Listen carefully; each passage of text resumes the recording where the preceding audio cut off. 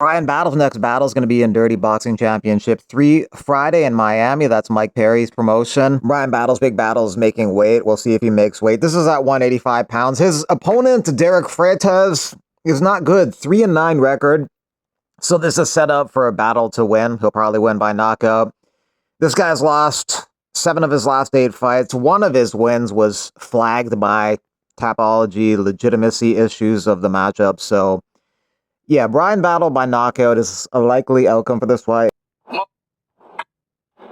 So I woke up this morning, phone was hopping because apparently I'm fighting Leon Edwards. That's news to me. And Sean Brady said that I'm avoiding a fight with him. Listen, do I need to argue my case on this, or does everyone know that Sean Brady's full of shit? Moral of the story, don't believe everything you see on the internet, folks. Andre Petroski will be taking on UFC newcomer Cam Ralston at UFC Perth September 27th. Ralston, on his second appearance on the Contender Series just recently, won and got a UFC contract, and now he's fighting next month at UFC Perth. A bit surprising, Petroski, who is going to be fighting his 12th UFC fight, fighting a guy fighting his first UFC fight. A bit strange, but that's the match they have at UFC Perth. UFC Perth is headlined by Dominic Reyes versus Carlos Ulberg. Apparently, Dana White said it's going to have 17 fights. That would be a marathon of a card, most in UFC history, but probably a bunch of them will drop off and be canceled. Guys are getting injured and pulling out all the time.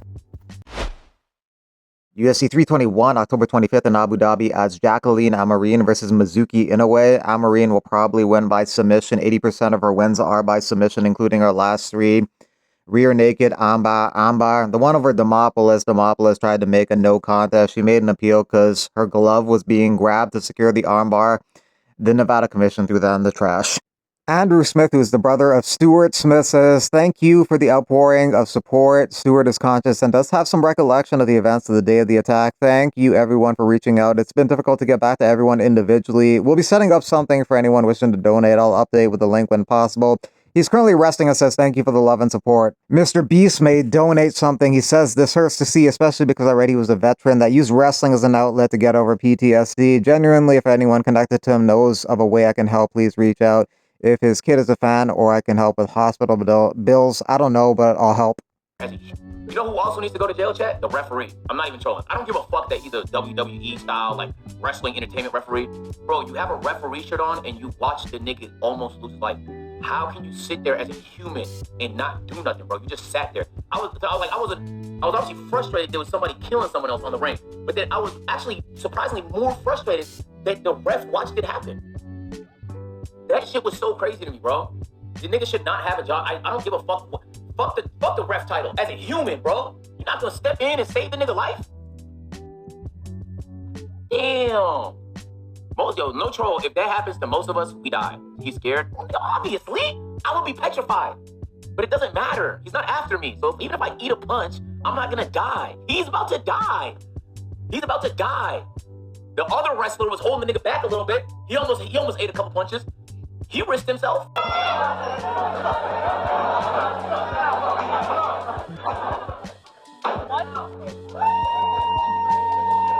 Even Steve Mazzagatti would have stopped that. A lot of people getting at Chael Sonnen, maybe explaining away Jackson's actions. Tito Ortiz officially surpassed Chael in IQ. Nothing complicated or complex, beating a man half to death.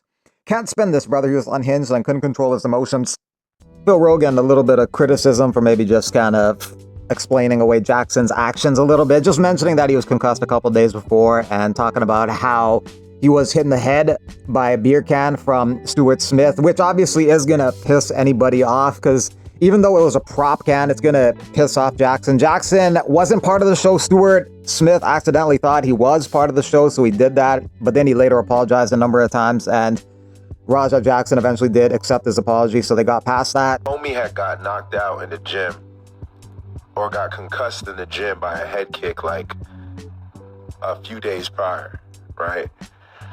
And on his stream a day before, 2 days before, he's talking about like how he was throwing up and how he needs to chill. And he ends up going to this event where this gentleman cracks him in the head with a beer can. And obviously he's a wrestler, so he probably understood how to do it without inflicting too much pain, but still, he was concussed that week.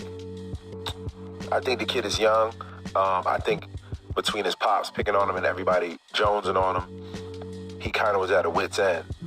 And even though he knew they were all jokes, it was still feeding into him. Now, his friend, who's a pro wrestler, allowed him to go into the ring and get revenge or wrestle a little bit, you know what I'm saying? I highly doubt any of them thought that was gonna happen, even though he was on his stream saying what he was gonna do. So there's a couple people there at fault. I am not excusing what he did at all, because he still went and did that. He still went and assaulted that man. But there is a cause and effect for everything. And if that dude didn't hit him in the head with a beer can or whatever it was, that incident would have never happened. So you have to take that into account. Now, he is going to be held accountable for what he did. So whatever the litigation process is, the guy's gonna be okay. Clearly, they're gonna boost it up and make it seem like, you know what I'm saying, but he's gonna be fine. He got knocked out, got rocked after he was knocked out, but he will be okay. I saw Kevin Lee make a video telling Rampage to turn his son in, and that nigga is wildin', because my son, nah. My son could be on 4K, caught on 4K, 8K, 16K video. My son could be on video murking Santa Claus. I'm not turning my son, nigga. Like, you tripping? Hell no, I'm not turning my son in. And I don't care what people think, that's my son. You know what I'm saying? I gotta protect him with every muscle fiber in my body to my last breath. So, like I said, man, my son could clap Santa Claus on camera, nigga. I'm gonna say it's a pagan holiday anyway. Happy Kwanzaa. Eventually, Jackson will be arrested and charged, and this is a very unique case because not only is the crime on camera, but the whole lead up to it is, and the aftermath. Like, in great detail, you hear what he's thinking and like what's going on in his head before the crime, during the crime, after the crime, showing no remorse afterwards. Like, there's so much evidence against him. The prosecutor is going to have so much against him. Jackson's dad, though, has a lot of money, so they'll get a good lawyer. And a lot of people aren't confident in the California justice system and giving proper sentences for crimes like this. John Strickland says, house arrest, anger management, fines. Going to jail just puts you in the system. Having to work with the system is way harder. I know from experience from 2 great bodily injuries.